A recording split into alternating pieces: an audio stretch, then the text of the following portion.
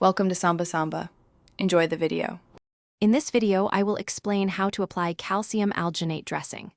First, gather all your supplies, including the calcium alginate dressing, sterile gloves, and a wound cleanser.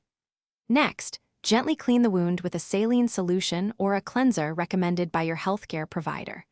Always remember to wash your hands thoroughly and put on sterile gloves before touching the wound or the dressing to maintain a sterile environment. Now, let's focus on sizing and placement. Carefully measure the wound to determine the appropriate size for your calcium alginate dressing.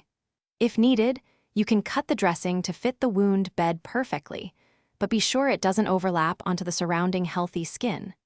Gently place the dressing directly into the wound, ensuring it makes full contact with the wound surface for optimal absorption. Once the calcium alginate dressing is in place, you'll need to secure it with a secondary dressing. This helps to keep the primary dressing in position and provides additional protection.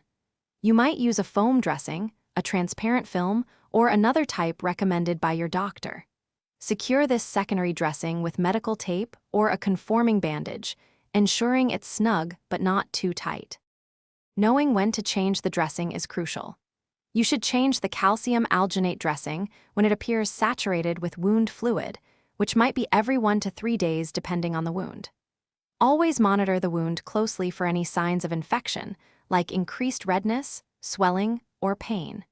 If you observe any concerning changes, please consult your healthcare professional immediately for guidance.